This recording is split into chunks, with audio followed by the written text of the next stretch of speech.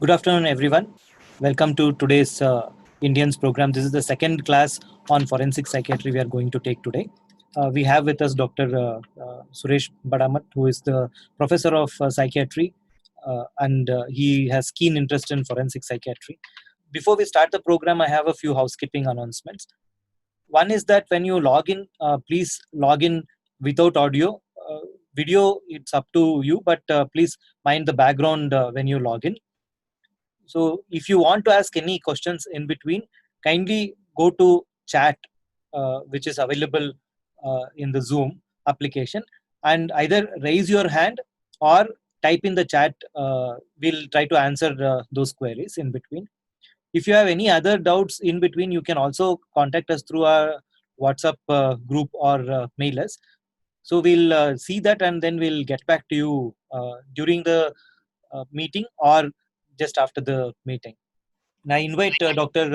Suresh Badamat today to continue the session. So over to you, sir.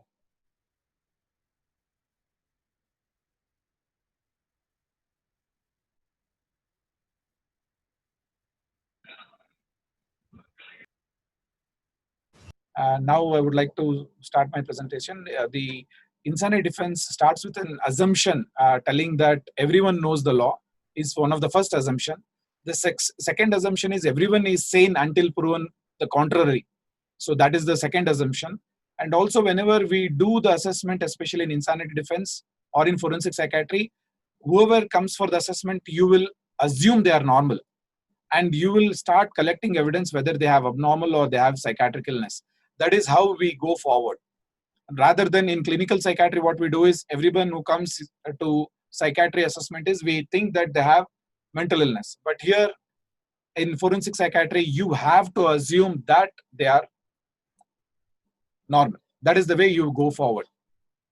And whatever today I'm doing the presentation, there is already this article is already been published by us in the Indian Journal of Psychological Medicine 2015. The title of the article is Insanity Defense, Past, Present and Future. You can go through this article, which has all the presentation what I'm doing will be available.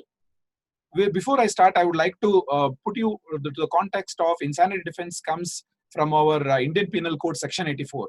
What does it say? Nothing is an offense which is done by a person who at the time of commission of crime is because of the reason of unsoundness of mind, is incapable of knowing the nature of the act, or that the act what he is doing is contrary or wrong to the law. That is the way the Indian Penal Code has taken it. But however, this is again a direct descent from the McNaughton rule. So it clearly says because of the reason of unsoundness of mind, the person is incapable of knowing the nature of the act and it is contrary to the law or wrong. That he should be able to establish. But if you look at this Indian Penal Code, section 84, it comes with the legal maxima. The legal maxima is basically, fundamental maxima is basically actus non reum facit nisi mens sit rea. That is the way it has been told. It's a difficult word to pronounce, but however, it clearly says in order to constitute an offense, the intent and act must synchronize. Like for example, in case of a person with mental illness, the consequences of the act must be comprehended or visualized before the committing the act. Basically what it says is, what is the intention of an act and was there a motivation? Was there the person was able to comprehend the act that is against the law? That is way it has been constituted in the law. Now moving to the difficult part of this section 84 IPC is, the first thing is there should be unsoundness of mind during the commission of crime. It is not the mental illness whenever it is there. Again, I'm using two different terms. Please understand. One is insanity, unsoundness of mind, and mental illness. So for the legal fraternity, they use unsoundness of mind. The unsoundness of mind is not only having mental illness, but also the loss of reasoning. That's the way it has been taken. Coming to the difficult part of section 84 IPC is unsoundness of mind during the commission of crime is very essential, and he is incapable of knowing the nature of the act or unable to understand what he is doing is either wrong or contrary to the law because of the reason of unsoundness of mind. This is how it has been taken. Before we move further, I would like to discuss a case which is a celebrity case which is discussed worldwide. This is about a case, Andrea Yates, which occurred in 2001. This Andrea Yates is a 51-year-old lady born on July 1964 in Austin, Texas. Graduated in 1986 from University of Texas School of Nursing in Austin. She married in 1983. By next 6 years, she has 4 children. In June 99, suicidal attempt was done by her by taking medicine. On OP treatment, she was treated, and then she tried to stab herself, and also she was admitted and vowed not to have children because the most of the time, whatever happened was the postpartum in onset. But in spite of that, in 2000, she becomes pregnant. Her father dies at the same time. It's not the husband, father dies, and then she develops a relapse. During the relapse, she was admitted briefly for a period of 10 days. Because of various reasons, she gets discharged. She was given medicine, but when she goes back home, this happens. Now, moving on to this, what do we call it as Insanity Defense Section 84 IPC, how the Supreme Court of India has taken stand. So we will come back to Andrea Yate's case in the end. Now, first case I would like to discuss is T.N. Lakshmaiah versus the state of Karnataka. In this case, Lakshmaiah is a well-known, basically a known case of paranoid schizophrenia. Was on treatment. In between, he stops the medicine, has a relapse, and then what he does is he has a delusion of infidelity towards his wife, and he is working in a government setup. On one fine day, what he does is he decides that he has to kill his wife. So he takes leave from the office, takes his wife to a place, telling that I will take you to a trip along with his 10-year-old child. It occurred in Karnataka, basically in Bangalore. He takes her to the nearest waterfalls, that is Shivanasamudra. There he takes her to the near falls and pushes them from the top, where the both husband, wife and the child were thrown into the water. This case actually went to the High Court and also to the Supreme Court. There the insanity defense was tried actually, and the Supreme Court was vehemently refused to accept it. Though he was suffering from paranoid schizophrenia, there was planning for this whole act. He took leave. He, in the pretext of being in love with the wife, he told, I will take you for a trip. He took her to the edge of the waterfalls, pushes her along with the child. He comes back home without reporting to anybody. And finally, it was found that he has done it. And in the whole process, the Supreme Court was very clear that the conduct of, though he may be suffering from mental illness, but his reasoning power was well preserved. That means, though he has mental illness, he knew the nature of the act. He knew that it is contrary to the law. Hence, he escapes from this place, did not reveal anybody. So he was given the life sentence. So, though he was suffering from mental illness, he was sentenced. That's how the Supreme Court took the decision. And the recent one more case which came in 2011, that is Surendra Mishra versus State of Jharkhand. Again, in this, Mr. Surendra Mishra, a known case of paranoid schizophrenia on treatment from 1987. And again, here is also a pharmacist by profession. He has his own medical shop. He's on medicine for some time and then he stops medicine. And once he is in pharmacist, he has a relapse because he has stopped medicine. During some time, what happens is he finds somebody discussing in front of his pharmacy shop. And then he becomes very paranoid. He takes a gun, goes to the place, and then he shoots the Mr. Chandrasekhar Chaubey. And when he does this, he also threatens to the Surendra Mishra that if you tell anybody, I'm going to kill you also. And he killed the Chandrasekhar Chaubey without any reason, telling that he was plotting against him. He escapes from that place and he hides the gun. Again, in this case, his lawyer pleaded that insanity defense, and they were able to produce all the documents telling this he is mentally ill, he had paranoid schizophrenia, all those was presented. But however, again, the Supreme Court took it very clearly, though it says, again, it clearly said nothing is an offense which is done by a person of unsoundness of mind, but he knew what he was doing. He threatened another person that if you tell anybody, I'm going to kill you also. And he escapes from that place and also he hides the gun. So on that basis, just mere having mental illness does not give insanity defense. So to qualify for insanity defense, in this Surendra Mishra versus State of Jharkhand, the Supreme Court was very clearly said what the doctor or the psychiatrist is diagnosing is medical insanity. To get insanity defense, he has to have legal insanity. The legal insanity is the presence of medical insanity during the commission of crime, plus he does not know the nature of the act, and also he does not know it is contrary to the law. That if he is able to prove, then he will get the insanity defense. So in both the cases what we discussed, he was not qualifying for the what we call it as insanity defense, and the Supreme Court was very clearly said he had threatened the driver of the taxi and also the Vidyut Kumar, and after threatening he ran away from this scene and he concealed the weapon. Hence he was given again a life sentence. Again, in the similar case, Jagdish versus State of MP, this was a case which was decided in the Supreme Court in 2009. Again, it's in the midnight of 19th August. Mr. Ram Prasad heard a loud noise from the neighboring house. He goes to the house and he sees there Mr. Jagdish was holding a knife in his hand and his clothes were soiled in the blood. And he saw the dead body of the Jagdish with his wife Amira Bhai, a daughter Kaira Bhai, 16-year-old, Vidya Bhai, 12-year-old, again Rachna, and all were killed in a very gruesome manner. And the Ram Prasad immediately locked the door from the outside and summoned the police, and he was still sitting inside without resisting. He was arrested. Again, in this case, insanity defense plea was taken. And in this case also, again, the argument was that he did not had any planning. There was no motivation was established. But again, the High Court of MP said that no, we will not be able to give him insanity defense. He was given the death sentence. But however, when they had appealed to the Supreme Court, they brought in telling that no, he had severe mental illness, and the inquiry was conducted again that for his mental illness.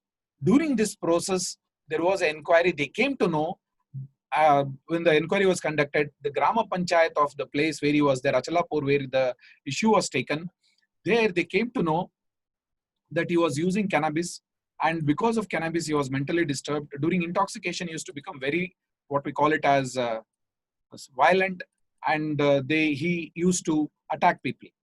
And in this case, the Supreme Court was very clearly said that the court did not take above account of he using cannabis, and because of cannabis he has developed mental illness, and the insanity defense plea was completely rejected in this case, and he was again, sentence was given.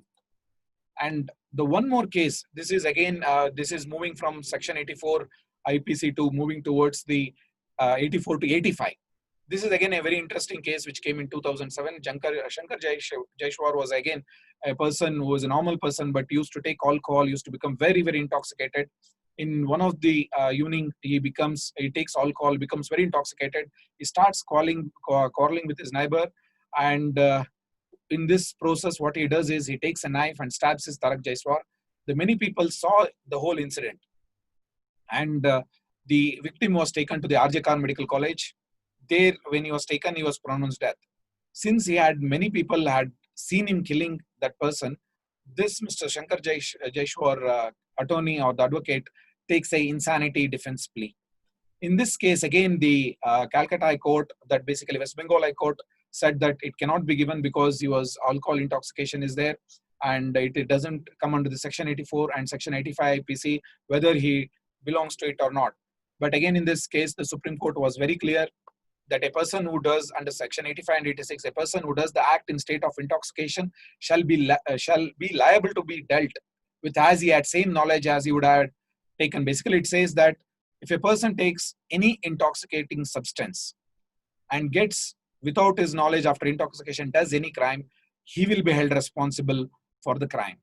But the section 85 and 86 will be able to give kind of what we call it as insanity defense if the substance was given without his knowledge or against his will. If it is given and he is involved in the crime, then only the insanity defense is given. And this section 84 IPC has been under debated many times, not only in India, UK, US, Australia, telling that this has been misused many times. There was one study conducted by American Psychiatric Association, basically from the Forest Psychiatric Association of US. There they've checked whether insanity defense plea has been taken. If there was 100 cases, 100 any criminal case is there, insanity plea was only 1%. And again, that means out of 100, only one case the person takes insanity defense. Now in this 1% case, how many cases are proven to have insanity defense? That means he is allowed to walk away. Only 25%. That means to be successful having insanity defense, out of 400 cases, only one cases will be able to get the insanity defense plea positive. Otherwise, no. That means insanity defense using is very difficult, and the court does not take insanity defense so easily. So many of the academicians, researcher actually commented that insanity defense is more than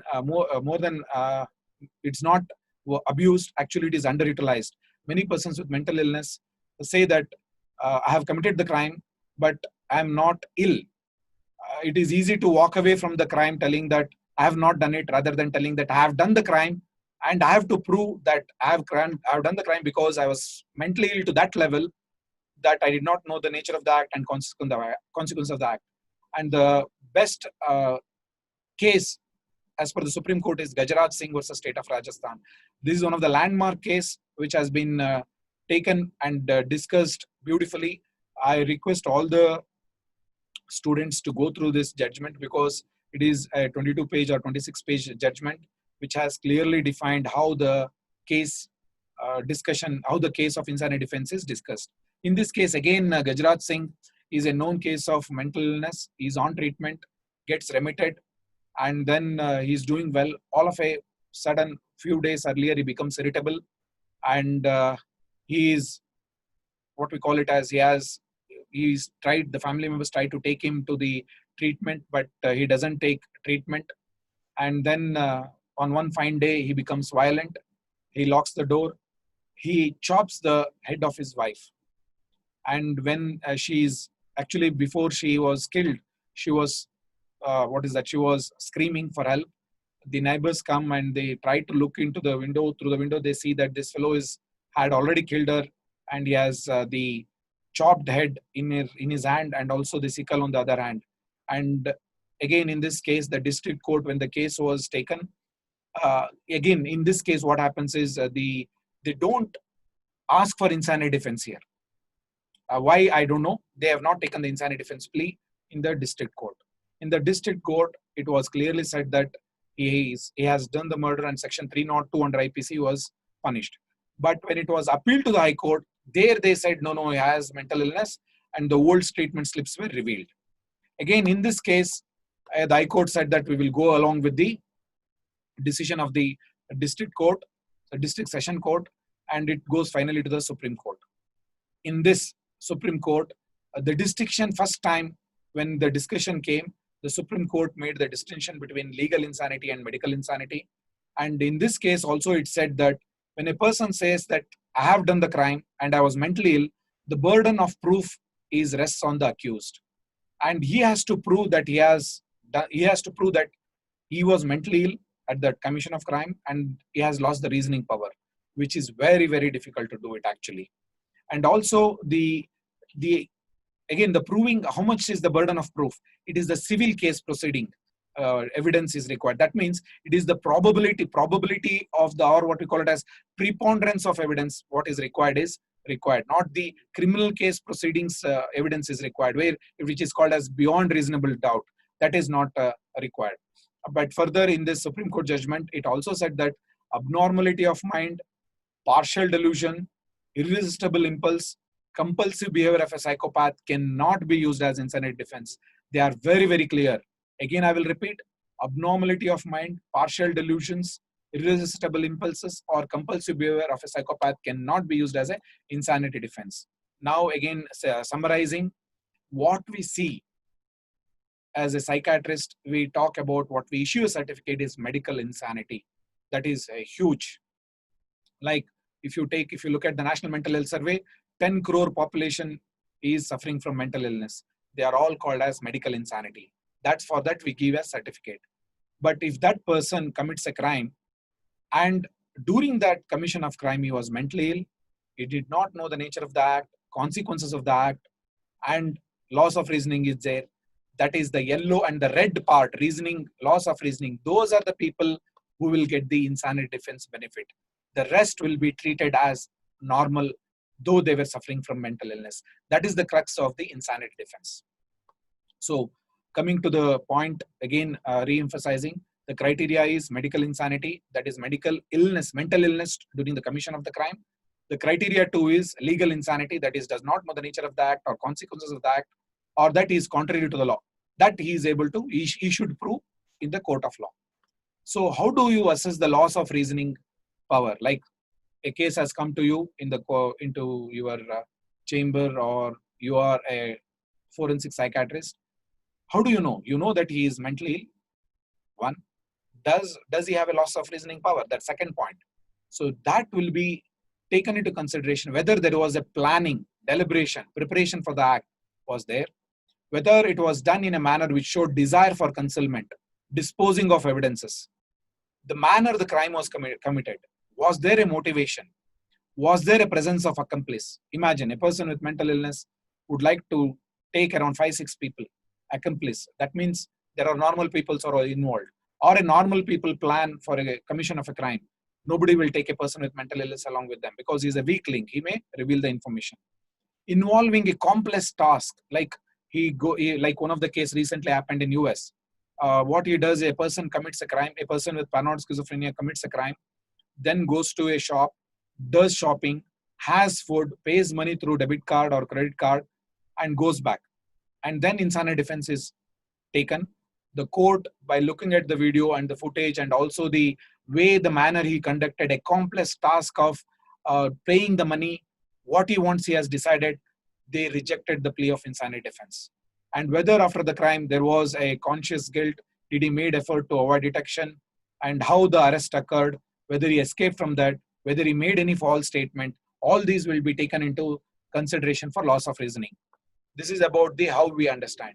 But the law also has some of the points which has been put across in this Supreme Court judgment is, what is the duty of the investigating officer? Whenever there is a commission of crime, when the accused is arrested, the insanity defense is raised. Immediately, it is the duty of the investigator officer is to take him and get the medical examination has to be done. If the medical examination is not done, the benefit of doubt will be given to the accused. This has been clearly told in Gajraj Singh versus State of Rajasthan. And how early has to be done is, the court has said that it has to be done at the earliest. So it has placed what we call it as the responsibility on the investigating officer. The question again, misuse of Section 84 IPC. If a person is mentally ill and he says, I have done committed the crime, he has to prove the burden of defense. If he says, I have not done and I'm normal, now the police has to prove that he has done the crime, and the requirement for the evidence is beyond reasonable doubt. Whereas if the person with mental illness is done, it is the preponderance of case. Now the question comes is whether the insanity defense should be there or not. At this point of time, I would like to bring back the earlier case what we had discussed about Andrea Yates. In this Andrea Yates case, the US court was very clear. Though she had mental illness, she systematically killed one after the other, and she made them to lie. And she calls the husband, says that I have taken their life so that they are no more suffering. I done it deliberately. And she calls the police also. And when they come there, they find that this lady is sitting, and she explains why she has done, because she is suffering. She does not want her children to suffer. This is the way she explains. The court was very clear. Though she had mental illness, she had the reasoning power, and she was given the death sentence in this case also. And till date, she is also inside the prison. And recently in 2016 or 2017, she applied for parole to go for a church. That was also rejected, considering that she is very dangerous lady, considering the way she has killed 5 kids. So even the parole was rejected. It is available online. You can see that. But however, the husband was he went into a kind of a shock, but anyhow, he has recovered. But that is the case.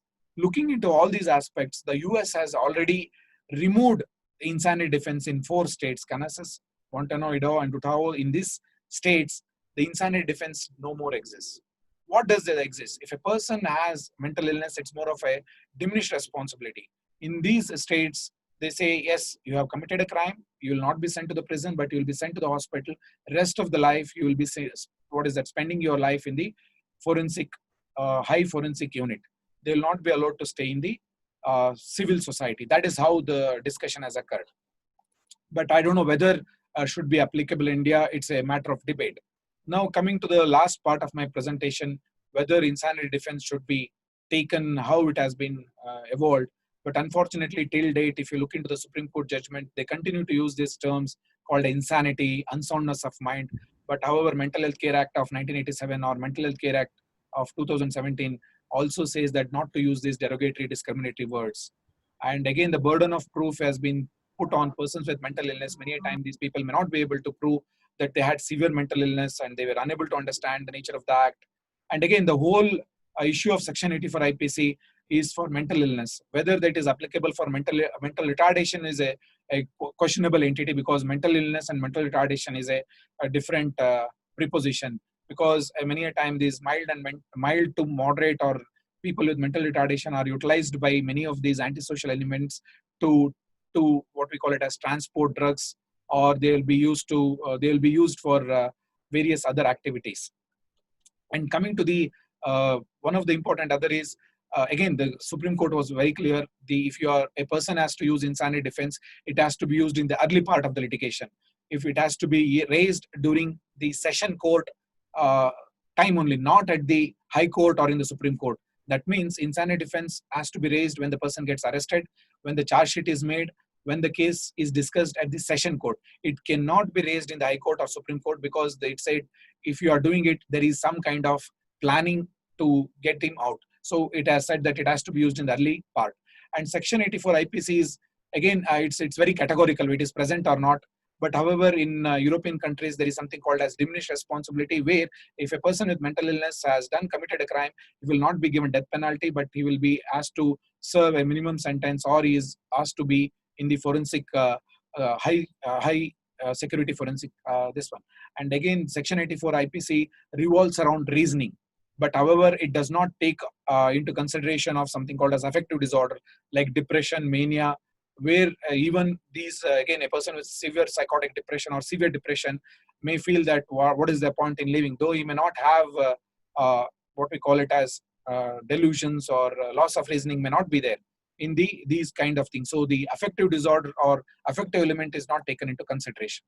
Hence, the criticism of Section IPC 84 is, it is highly cognitive based. Reasoning is there. It is highly categorical in nature. No bearing effect on the emotions. And again, the perception is not being taken into consideration. Burden of proof is on the mental illness. And again, finally, the proving that he had mental illness beyond the reasoning power is very difficult. And concluding, what the doctors give is certificate is medical insanity. That does not give any validity. Along with the certificate, the person with mental illness has to prove during the commission of the crime, he was severely mentally ill. He did not know the nature of the act. He did not know the consequences of the act, and or contrary to the law. Thank you very much. So if you have any questions, we would like to take questions. So my question is there any criteria to judge the patient who has some legal issue? So can we judge the patient on MSc findings that judgment is poor, social judgment is poor, so we can prevent the crime in future? What I understand is you are asking whether a person by doing social judgment test, can we prevent the crime? That's what you're asking question, doctor. Yes, sir. Yes, sir. Yes. But unfortunately, we don't have such tests available telling that even whatever we do, the risk assessment or assessment for even suicide, it is a reasonable assessment. So we cannot what we call it as predict. But however, if you look at any mental health care act of the countries, any country, there what we do is under Section 89, if you look at, since he is what we call it as dangerous to self or others, we admit them under Section 89 and we treat them. So that is the reason the psychiatrist has been given the power. See, again, if you look at the Constitution of India, There it's given power to two people. One is magistrate who can detain anybody for more than 90 days. The next person who has been given power is psychiatrist. You take section 89, he can keep for 90 days. If he wants to revoke, he can go up to 180 days and repeating it for endlessly if they meet certain criteria. So what you said is, it is the clinical judgment. We don't have any structured assessment available at this point of time. Sir, but under section 89, we can admit the patient who doesn't have the capacity. But Yes. But is there a possibility of having some legal complication in future? And along with that, he has a capacity also, and he wants to go out and he wants to commit a crime. So can we allow him to do so, or how can we prevent this so? Okay, Bindi, you are raising a very important point here. See, suppose a patient comes to me, he is mentally ill, but he has capacity, and he says, I don't want to get admitted. Once he has capacity, we cannot do anything. We have to document. You have to do the capacity assessment, which has been notified by the Ministry of Health and Family Welfare. As per that, you have to document that he has capacity, and you also write there that he has accepted the treatment, not accepted the treatment. And if he says that I want to commit a crime, you have to explain him. And he also knows that if he does a crime, he will be punishable. You have to document that. And you can't detain him, you have to leave him. But however, your responsibility does not stop there. Next, you have to inform the victim, telling that Mr. So-and-so may come or may harm you. And also informing the police plays a very important role. Yeah. Any other questions? Yes, Dr. Ashish. Okay, so two questions. One is, like so many cases, we have told that the court, when they decide on certain criteria, like legal insanity as well as medical. But even if the patient is severely schizophrenic or patient has severe mental illness, even at that time, if there is a certain amount of planning, that does not, I don't think that means the patient is capable of understanding the seriousness of the task which they are going to commit. It's not a hard black and white kind of rule that okay, this is mentally ill person, but he has planned, so that means he is completely aware of that. Like we see so many patients who have suicidal ideation, who are severely depressed. They make complex plan. That does not mean it has to be understood in totality. So that is the gray area. I don't think which in that case Supreme Court or High Court stand 100% correct. So that part is something which I am not agreeing. Second is many a times in emergency or on OPD, we come across patients who come without family member, and suddenly they reveal some persecutory idea, infidelity, and on further questioning, we feel that they may harm. So, like you said in previous answer, like our duty is to inform the person and as well as police. So, how far this is practical? Because at times patient will come from different state, not from Delhi, not from nearby, so it becomes difficult, and they will not have any contact number, family member. So we become very perplexed because we have to document as well as safeguard also. So in that scenario, what is to be done? Yeah, see, you have raised 2 points. First point is you said that that is the criticism of Section 84 IPC. It is highly cognitively based. Affective based is not there. And again, if you look at the Mental Health Care Act, it does not take affect into component. It talks about the capacity. What is capacity? Comprehension, whether he is able to weigh the risk, whether he is able to communicate. So again, it revolves around the capacity. Again, capacity as a reasoning power. My capacity may be lost because I had depressed, and I may think, why should I take treatment? I can give a reasons, everything. My mood state also may change the risk-taking behavior. Suppose I'm very happy, I may take higher risk. If I'm depressed, I may not take the risk. So the affective component also is missing in mental capacity assessment. What you said, Ashish, it's very pertinent. That is the reason in my discussion and conclusion, I told this Section 84 IPC is highly reasoning or cognitive based. The affective component has not at all taken into consideration. A. B, coming to the next point, where how can I explain, how can I give information or not? This has been taken again. We would like to take it in the next or some other classes. But however, I will talk to you about this. This is again, there are no cases in India about this. But however, there was a case in US, again, a Titania Taroff versus, again, this is a case which occurred in US where a West Bengal student goes to US, Prasunjit Podar, falls in love with the student, And she says that I'm not interested, but he develops severe mental illness. And she says, I'm not interested in you, but he continues to pursue her. And she goes out to some other country for some few duration. During the time he has a severe mental illness, he starts treatment, and then he is under counseling. And then one of the day, he reveals to his psychotherapist, a student, telling that I'm going to kill her. The student says that you cannot kill, and immediately calls the police. He is reprimanded. But the main therapist becomes very angry with the student and says that how did you break the confidentiality informing the police? And the patient is released. The student was, I think, was suspended at that time. This person, the patient goes, actually kills the Titaneter off. The family goes to the court, suing the university where the student was studying and the therapist also. In this case, what happens is the Supreme Court of US said that it is the duty of the therapist to warn the victim that and inform the police. This is the two judgment it gave. That is called as Titaneter of 1. But again, what happened was the American Psychological Association, American Psychiatrist Association raised objection about this Supreme Court judgment. They conducted various dharna and all those things. And again, the Supreme Court of US reheard the case. Whole thing was again debated. Now the Titaneter of 2nd came judgment. What did it say is, you not only has a responsibility of informing the victim, you also have the responsibility to inform the police. Third, you have to detain him and treat him. So the responsibility was casted upon the, what we call it as the professionals. So many of these cases, how it is applied in India, when there is no cases in India, such cases as there, invariably the Supreme Court also does the literature review from the other country, maybe the legislation or the case vignettes and the case notes, and they discuss. Thank you, Ashish. You have brought a very important point, and I definitely agree with you. I am also in line with you, because Section 84 IPC says whether he has reasoning or not reasoning. But more than that, we have to talk about what we call it as, what is the affective component about it. And also we should bring in something called as diminished responsibility.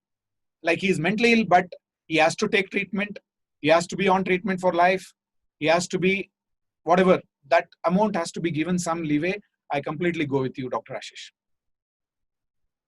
Any other questions? Dr. Praveen Naukhare, can you, we have unmuted your mic. Can you please ask the question? Sir, I am from Nagpur, working in regional mental hospital. Sir, in 1 or 2 occasions, the police brought the accused, and the accused was, after examination, found to be mild to moderate MR. So the police has written, or they requested us to take the history as far as this circumstances is concerned about the crime. But we plainly refused to the police that we are just the treating doctor, but we are not the interrogator. Okay. Sir, just wanted about sir, your view about this case, how we should go about, whether we should take the history as asked by the police, or we can simply refuse it. Okay. See, one of the important thing is these invariably, many a time, not only you, Dr. Praveen, I have been asked by the police, your job is to do the mental status, you do with the patient. Unfortunately, the mental status will not stop there.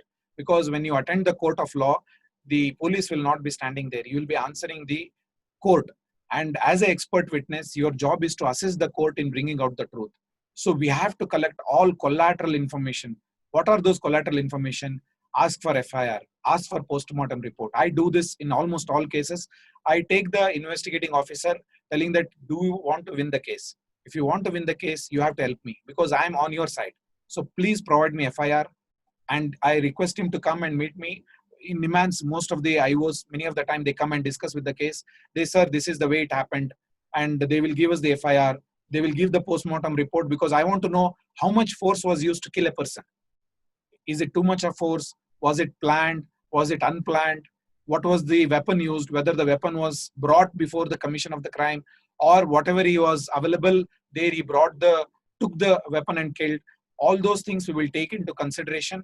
And then what we do is we put across then we will do the mental status examination. Was there a past history of mental illness? At present, during the admission, I will examine him, serial MSc, and also I do ward observation.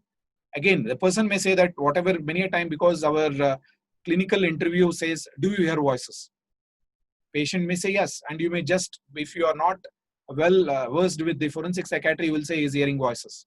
Do you feel somebody is trying to kill you? You may say that yes, inside the prison there is another gang, they may try to kill me. There is a possibility. So you have to start and telling that in a different way. You have to examine how is his behavior when you are not noticing him. And we, in our prison ward in Nimans, we have a CCTV camera inside the ward, in the dormitory ward. So we observe them when we are not, when the patient doesn't know, we are observing him. How is his sleep? How is his personal hygiene? Does he ask for help? Does he take medicine? Does he go when the nurse will go and say that, go and take bath? Does he take bath or not? How does he behave with the other patients? All these things we take, and then we say, yes, he has a diagnosis, he doesn't have a diagnosis. And we say to the court, yes, in my opinion, sir, because of ABCD, because of my mental status examination, because of my, what we call it as ward observation, because of the past history, the way the crime is committed, I am of an opinion that he is suffering from mental illness. Considering way the FIR and charge sheet has been there, usually I would stop there. Many a time the court has asked, doctor, what do you feel? Do you think he has committed the crime under the influence of his illness? Invariably, we should say that I have not examined him during the commission of crime. However, I would like to help the court in to some extent. The court may say, yes, please go ahead. But again, you say, this is my opinion.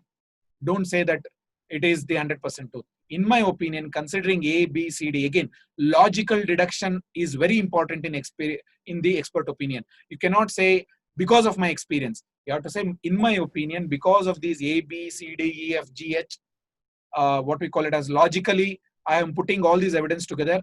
On that basis, yes, on the day of commission of crime, he was severely ill because the way he behaved, he did not had to plan to kill Mr. X, but the way he has committed crime, he did not run away from the place. He was sitting there, and in my opinion, this person was severely mentally ill. That we can come to a conclusion, and we can help the court. But please stop where that. Please tell them, yes, he is mentally ill or not. That we can stop there. If the court asks, we can move forward. Dr. Sumit Singh, we are unmuting your mic. Can you please ask the question? You had asked a question in the chat about scale which you wanted to mention. So, the question asked by him is that there is one scale that he has read called CRAS scale. Okay. That is Criminal Responsibility Assessment Scale. Is it valid? Again, see, these scales again finally ends up we are assessing him. But again, finally, it is the clinical judgment whether he is mentally ill or not, A. B, most of the court will decide whether he had the loss of reasoning power. Especially in US, it is the jury which will decide, not even the judge. The jury will say, yes, he was severely mentally ill to that nature that he did not know the nature of that consequence. Because most of them lie in the same, because again, US has different states have a different Ali test and various things. But invariably, it is the reasoning power which revolves around. Again, these whatever scales, like even the mental capacity, we don't have a single scale. It is finally the decision is clinical judgment. But however, in the insanity defense, it is the court which will decide that he had mental illness, that rely on the doctor's opinion. The loss of reasoning power will be decided by the judge. Dr. Faraz Muhammad, can you please ask the question? No, sir. You can hear me? Yeah, go ahead, Mr. Faraz. Yes, sir. Sir, you had explained about the fact that whenever insanity defense is sought, it is imperative on the investigating officer to seek a medical examination. Yes. So if such a person is brought to a medical officer or to us, what is the basic minimum we should do, and what should we refrain from doing? In the sense, how do we stay safe from a legal point of view by not committing more than our whatever our power or what our opinion is supposed to be? Okay, So Dr. Faraz. Yeah, Dr. Faraz, you are asking how to do the examination. In the previous class, Dr. Naveen has explained about how to do the examination of a person with mental illness who is in conflict with law. I think it is available on YouTube. You can go through that.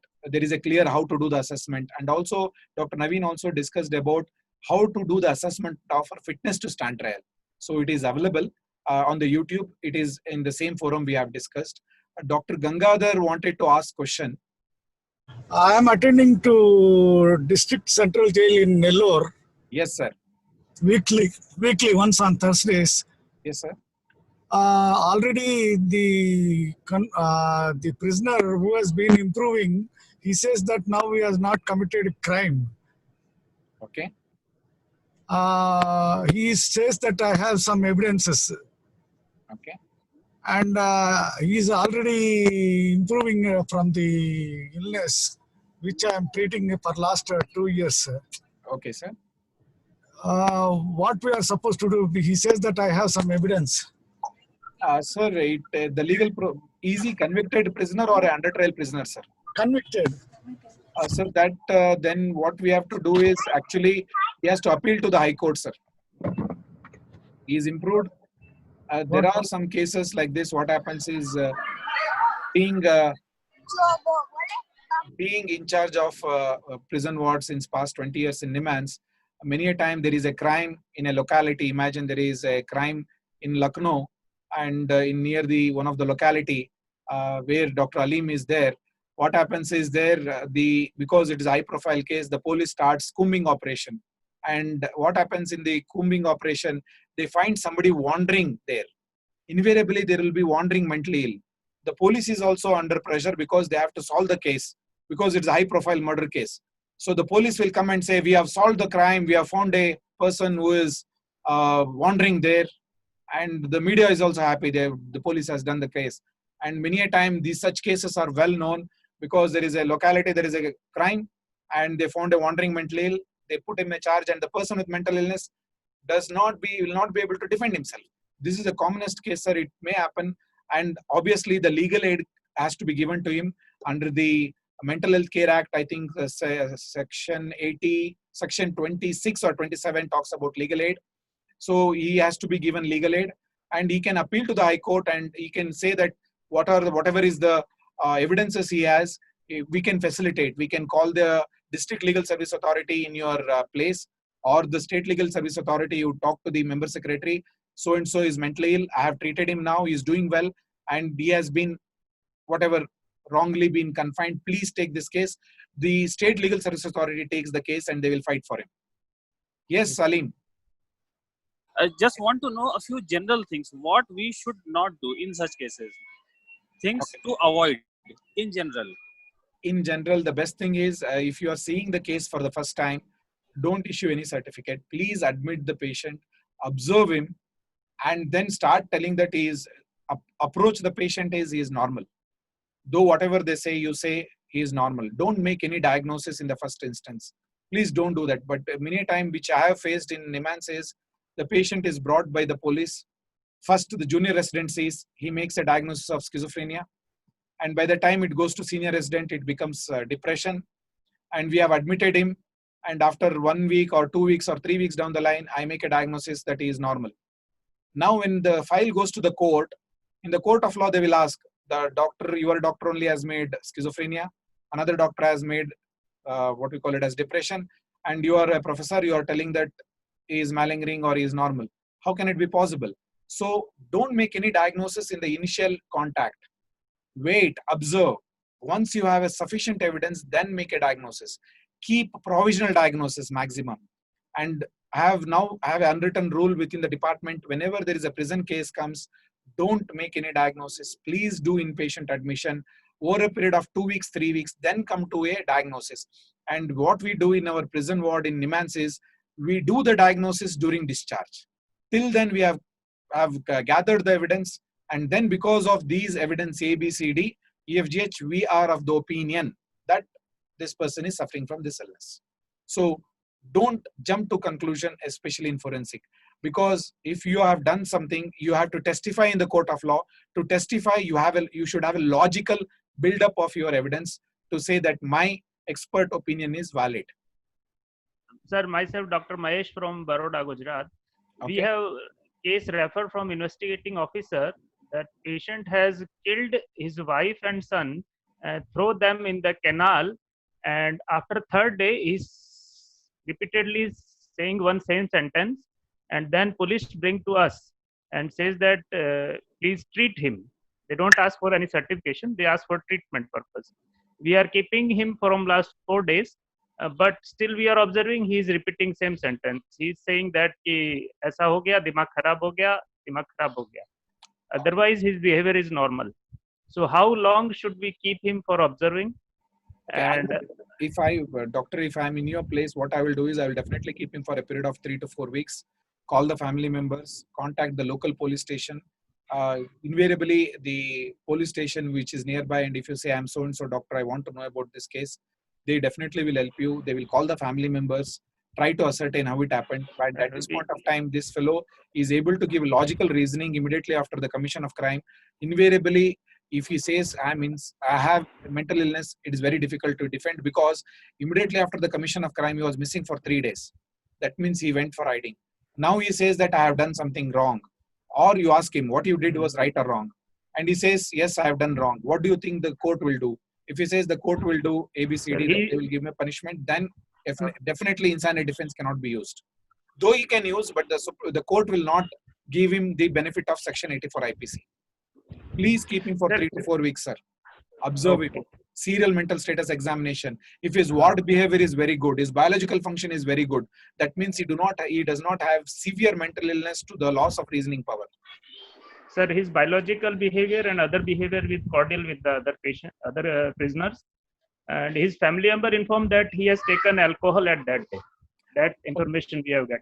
Yeah, that means most probably it is intoxication related behavior. Yes, sir. So please observe him for 3 to 4 weeks and be very clear what you are dealing. And then you say that we did not find, when you are giving a certificate, also make sure that you will issue a certificate telling that we did not find any signs and symptoms of mental illness during his inpatient stay from this date to this date.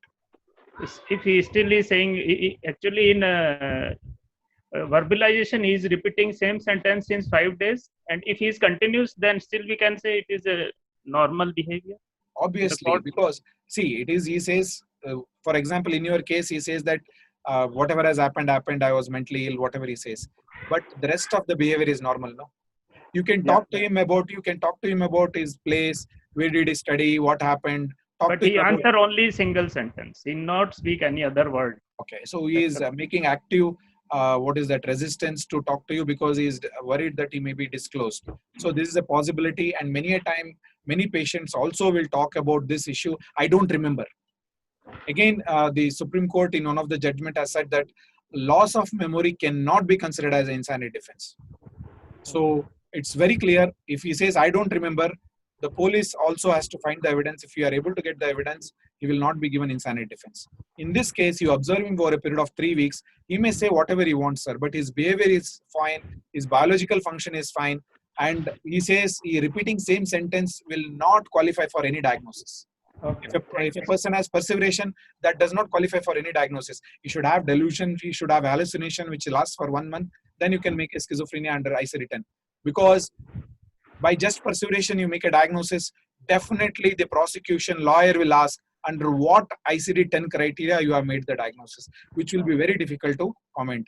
Rather than that, apart from repeating this, all other function was normal. So I am unable to come to any conclusion. Will be the best answer. Or you can say he does not suffer from any severe mental disorder. Full stop. Thank you, sir. So myself, Dr. Nidhi from Nagpur. Sir, you said that loss of reasoning is very difficult to prove in the court.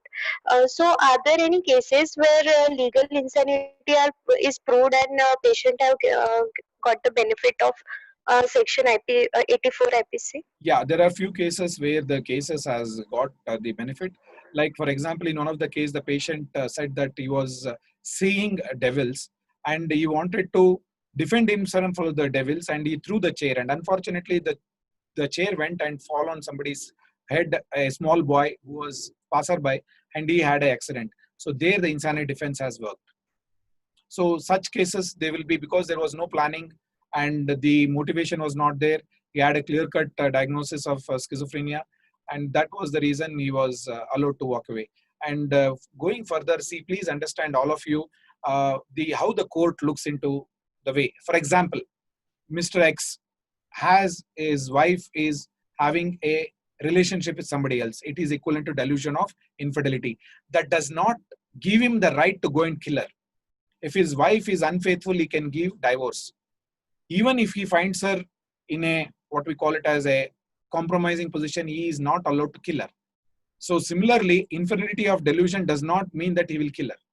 So if he has infidelity of delusion, he has to ask for divorce. That is the way the law says. Or else, another example. It's like, for example, there is a doctor who thinks that Mr. X thinks that Mr. Y is going to kill him. Both are from the underworld. If one person sees the other person, he may kill him. So it is almost equivalent to delusion of persecution. That doesn't mean you can go and kill him. You have to ask for police help. That is the way the law looks at it.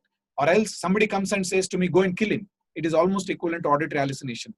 So the whole perspective of law is very clear. Whether he has illness is not is one aspect. The other three aspect is does not know the nature of the act, consequences of that, and or contrary to the law. That what we call it as cognitive aspect is highly what we call it as loaded in our section 84 IPC. This what even Dr. Ashish has said. I go with that, but unfortunately that is the way it is. So there are a few questions in the chat. We'll take that up first. Okay. Dr. Akash, Dr. Divya, and Dr. Bhavika has asked. So their question is that in the case of Jagdish versus state of MP, okay, which you had mentioned, why was the accused punished even when there was no motivation, planning, or concealment of proof was found? Yeah, in this case, what happened was when in the first session court, nobody asked for insanity defense. But however, in the High Court, they raised it. The High Court rejected it. But again, the Supreme Court, when it went, if you look at that, they very clearly said that he was using cannabis and it was cannabis-induced psychosis versus intoxication. By the time the court took it in a different way and they said that he has to be punished and there was a punishment is there. So in this whole process, again, the Supreme Court has said if you are using insanity defense, you have to use it in the session court. You cannot use it in the High Court. That means if I lost the case in district court, now I will use insanity defense. No, the High Court will not take that. It has to be used at the district court, session court. And once somebody says that he is mentally ill, it is the duty of the IO to get him examined. By chance, if the family member says that he is mentally ill and he has done something, if the IO doesn't take that into consideration, the full benefit will be given to the accused. And he will be asked to walk away. That is the way the Supreme Court looks into it. Dr. Karthika, can you please unmute your mic and ask the question? So the question asked is, does a person with mental illness is said to have mental capacity unless proved otherwise? Does this have an impact on insanity defense? The same logic also holds good in insanity defense. It says that everybody is sane. So it is the person who says that I am insane, he has to prove himself that he was severely ill. It is similar, what we call it as argument. So that is the problem. Again, if you look at the Mental Health Care Act, it says that everybody is sane, so you cannot treat him. Unless if you are treating him, you have to prove that he had loss of reasoning to admit him. If you want to do anything against him, you have to prove that his mental capacity is so severely impaired that I am taking a decision to violate his liberty by doing like either doing supported admission or giving treatment against his wish and will. So if you look at insanity defense and the capacity, they are almost similar in nature. That is the reason Indian IPS is slightly worried about this, because many a case of like affective disorder, a depression, severe depression is there. What again, I'll come back to Dr. Ashish only. Yes, I'm severely depressed. Yeah, I know I may be a doctor, psychiatrist, but I'm severely depressed. What is the use of taking treatment?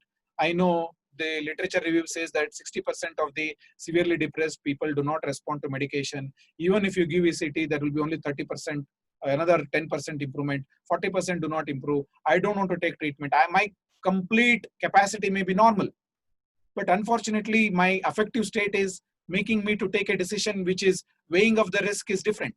But that is the reason the majority of the psychiatric fraternity is against this capacity assessment. But unfortunately, it is now the law of the land. We have to follow it. So capacity and Section 84 IPC, they go hand in hand. Dr. Birwa, can you please unmute your mic and ask the question? Sir, we had a case in which a mother had brought his son and his wife, and they presented with alcohol-induced some psychotic disorder. Okay. And then we got to know that the wife had placed a case of domestic violence against the patient. Sir, in such a scenario, what do we do? Because we suspected that the mother wanted to prove that he is a person with mental illness and wanted to take advantage of it. Okay, so this is again a very commonest. If you look at many of the literature, or you look at to alcohol dependence syndrome, the domestic violence is around 80 to 90%. So if you look at the domestic violence definition as per the DV Act of in India, so in such scenario they would like to take advantage. But if you look at again, DV Act doesn't give any what we call it as criminal punishment. DV Act is written for what we call it as counseling. The person is asked to come there to the family court, and he has to give in writing that he is not going to abuse his wife. And if the wife raises the objection that he is taking alcohol, he will be asked to take treatment, and he has to execute an affidavit that he will not do the domestic violence. The maximum, if he repeats domestic violence, that is the ground for divorce. When he will be punished for the doing domestic violence is if he does contempt of court. What is that contempt of court? The court says that till the decision you are not going to meet your wife. There is a restraint order has been given under domestic violence. He violates that, then is the first crime committed. Beating his wife is not a crime, unfortunately, under domestic violence. So this, again, it's a debatable, but this is how the Domestic Violence Act doesn't give any criminal punishment. It's more of violating the orders, then it comes in. In such scenario, you say that he has taken alcohol, and when you have examined, if he did not had any psychotic episode, he has psychosis, but his reasoning power is there, document he has a reasoning power. And you say that whatever happened at that time, it may be because of whatever, he was intoxicated. If he has beaten up under intoxication, you're right there. Though he may have psychosis, but he was intoxicated when he's beating. So intoxication again is not a defense for telling that I was so insane. So Section 85 IPC has to prove that he was given alcohol against his will. So that it comes into picture. Dr. Nivedita, can you please ask the question? Yeah, hi, sir. Yeah, go ahead. No? Yeah, sir, I would like to know which book is best for forensic psychiatry and to know about mental health act. Maybe after so many years of my practice, I just want to review it. Yeah, see, forensic psychiatry, if you look at the forensic psychiatry book recently written by Dr. Jiloha sir and team from Delhi is one of the best book I have read. That is very good. Please read that book. And the second book is on Nambi sir's book is there. That is also fairly well. Don't look into the Western books. The reason being is Western law is not followed here. But however, it will give you an idea how the forensic psychiatry goes in. And invariably for the Mental Health Care Act, it is just now has come in. But it's how the law evolves on that basis. Currently, there is only one book which is written by, I think, Pune team on Mental Health Care Act. There is a seminar series has been brought in. Apart from that, there is no especially. But before you read more on Mental Health Care Act, first read Mental Health Care Act. For all the students, I request, read the Mental Health Care Act. If you have a doubt, for all practitioner, the main things revolves around Section 8990, admission, treatment against wish and will, and maximum is here and there about the registration. Apart from that, it is more the headache on the Mental Health Review Board or the State Mental Authority, Central Mental Authority. Those are the places which plays a major role. For the practitioner, you should focus more on the admission, discharge, and treatment aspects. So Dr. Ashwin has asked, can patients of, say, traumatic brain injury, etc., also plead insanity? Yeah, right. Definitely. See, if a person has a traumatic brain injury, for example, a person has head injury and he becomes mentally ill. So organic mental illness comes into picture, and there definitely insanity defense can be used under ICD 10. Organic brain disorder will be like, for example, delirium. Yes, Section 84 IPC will be easily applicable. No doubt about that. Dr. Neeraj? Hello. Yeah, go ahead, Dr. Neeraj. Namaste, sir. I'm Dr. Neeraj here. Yeah. Sir, I just wanted to know how is this similar process is followed for a person, say, for example, seeking help on an online platform. Say, for example, where we are doing a video call and suppose we reveal something similar to that, where we are able to do MSC properly. So, considering there is a good clarity and all. So the process will be again to assess capacity assessment there. To anyway, there is a clear-cut documentation over video consultation. Subsequently, clear documentation to the nearest police would be the appropriate procedure. Dr. Neeraj, I could not understand your question. I'm extremely sorry, Neeraj. What I understand is tele-video consultation has been done. And what is the question? Please, can you repeat the question, Dr. Neeraj? Sir, what I'm saying is, suppose a person has come seeking mental help online platform. Okay, online platform. Okay. Maybe by family members also. Okay. Now, during the process of interview, and he reveals an intention to maybe kill someone or something like that. Okay. And there, the procedure is also similar, I think, no? So where you have to do capacity assessment, MSc, and in the prescription, probably we have to clear cut say that the person lacks mental capacity, needs hospitalization for further help, and probably since it is the entire process will be documented from our end. Probably a similar copy to be provided to the nearest police station also. Yeah, that would be the best way to go, because even Dr. Neeraj, I would rather say that don't do assessment, especially the first assessment, never do it online. The first assessment has to be in person, so that you take consent. And for telemedicine, see, the way you choose ECT for patients, you will not choose ECT for every patient. If I know this patient qualifies for ABCD and he is a candidate for ECT and he is able to give consent, then only we'll choose for ECT. Similarly, telemedicine, you have to do the assessment. This patient doesn't have high risk, he doesn't have major medical comorbidity, he does not had any impulsivity in the past, he never had any severe, what we call it as suicidal ideas or suicidal attempt in the past. He has a good family history. The family is not, my concern will be family is not more litigious. Then I will definitely would love to offer telemedicine services with the clause telling that the telemedicine will not be used as a emergency consultation process. It will be based on consultation, that is taking appointment and coming on the online. If they require any emergency, either they have to come in person or they seek the nearest psychiatrist to go there. So it is called as telemedicine should be used more of what we call it as aftercare. You have done the diagnosis, you know the family very well, you are very clear about the patient's comorbidity, physical illness. Choose them for what we call it as telemedicine. Like I have around 300 cases with me in the past 20 years. I know their diagnosis by hearing their name. I know their whole history. I will choose them for telemedicine. And then I'll go, even if I don't have records, I'll be able to recall and give medicine. And I know what is their side effect profile, everything for those patients. Definitely, though I'm in charge of telemedicine in NIMHANS, I will never offer telemedicine for the first time cases who come directly to us. Dr. Nivedita has asked, is online consultation legal? There is, I would rather put it in a other way. There is no law to ban telemedicine. There is no law. Because I'm planning to do it now. Please do it. If you would like to come to NIMHANS, would like to visit and know all the consent forms required and how. Sir, I'm getting my own personalized app, sir. I'm getting my own personalized app in another 10 days. Please go ahead, madam. Please go ahead. No issues, no, sir. No legal issues.